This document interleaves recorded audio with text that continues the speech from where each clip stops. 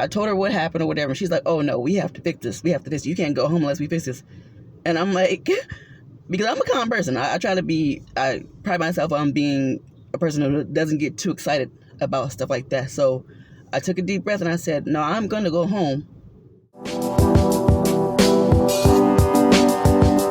Hey, I'm back with another story time. So this one isn't going to be long because I'm holding the camera because my husband broke the doggone mount. And I don't have my pop-on veneers on.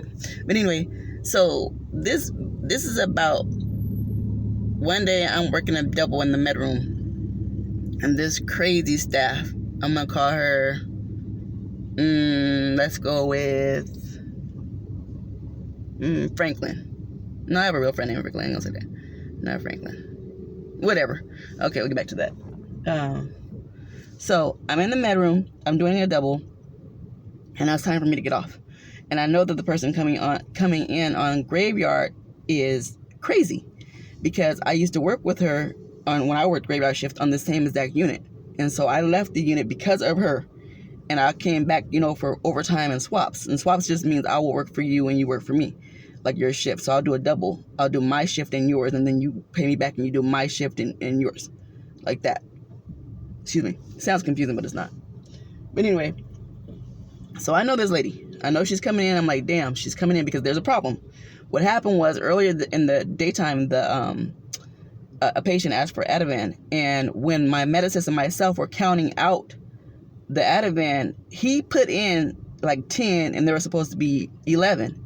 And so I'm like, damn, because now that we've already did the count, there's no way to fix it. So I had to write it down. I wrote it on the discrepancy page that comes out of the Omnicell. The Omnicell is like a machine that has our medications in it. And if you're using it for narcotics or something like that, then you have to count that before you actually give it, and then count it when you put when you put it back or whatever.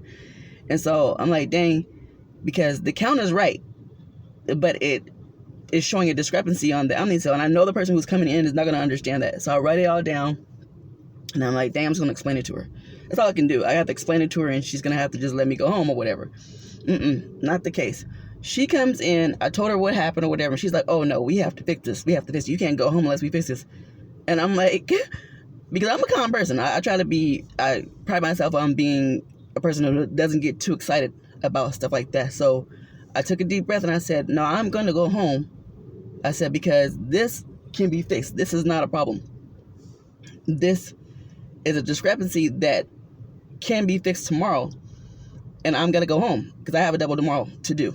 And she's like, well, no, I'm not going to take the med room keys. I'm not going to take the med room with this discrepancy. I'm like, damn it would be you that came in to relieve me. Because anybody else would have been like, oh, okay, well, we'll fix it tomorrow or whatever. Because it's the count is right. We counted it. The count is right. So, but anyway, she's like, no, let's get the RN. So I tell the RN is not my regular RN that comes in on that shift. It's a different one. It's a young guy. He has an attitude. And he's like, I'm not going to get involved with that. And I'm like, oh my gosh. So he's like, call the SRN. So that's his supervisor. So I call the SRN. I know her. She's nice.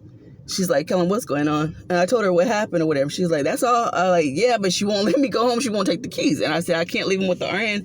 He told me he won't hold them for the next PT to come in. He won't do it. And so she was like, well, just explain to her this. I said, I don't even know. I don't know why I can't. I'm drawing a blank for names, but I'm like, Johnson, I can't explain to her anything because she doesn't get it. She's just not getting it. And she's like, let me talk to her. So she put her on the phone. Still nothing. She's like, I'm not going to take these keys. I'm not taking these keys, whatever. I'm not going to take the keys. So Johnson, the senior, the SRN, she's like, you know what, Kellum, I know that you're on a double or whatever, so you go ahead, go home. I'll take care of it. Just go home. Just put the keys in the drawer. Because first she told me to give them to the RN, and I told her he wouldn't accept them or whatever. So she said, just put them in the drawer. When the psych tech that comes on, comes in next, the next psych tech that comes in is going to have to take the med room or whatever. I'll just come down there and work it out. I'll come down there. I said, okay. So I went home. I apologized. I thanked her, for all that or whatever. And I went home. And I didn't lose no sleep or nothing. I took a shower and I went to sleep because I have to do it all over again tomorrow. So I'm not tripping. And plus she does stuff like that all the time. Like the lady who I'm dealing with, I've dealt with her before, so I'm not tripping. I'm like, whatever. She just irritated me, but it wasn't bad. I'm like, okay, she just does stuff like that. Like, oh my gosh. And I wasn't that late. I was supposed to get off at like 11, and I think I got out of there like about 11:30, just dealing with her. But I was like, it's whatever. So I'm thinking it's all squash. I ain't thinking about it no more because I know the count is right. So I come to work the next day. I'm on my unit, in the morning time or whatever. And my US calls me. This is my former US for the other unit. And he's like, hey, Callum, because he's my friend or whatever. And I'm like, hey, how you doing, whatever.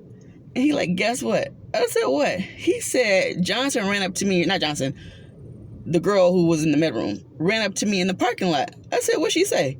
He said, you stole, she said, you stole,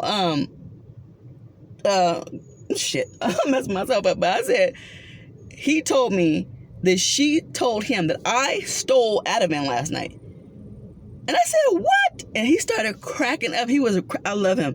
He started laughing so hard. He was like, no, I told her, no, Kellum didn't steal any Ativan.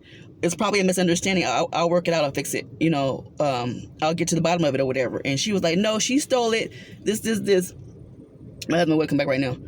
But said, no, she stole it. And, it's gone, whatever. And he was like, well, I'll just take care of it. I just want you to know what she said. And so he ended up verifying what everything that she said, that I said happened. And it was fine. But it's just, people are crazy. Like, this is my whole job. You're going to let me lose my whole job lying? I told you the count is right, and you counted it with me. You know it's right or whatever. I didn't steal no damn Ativan.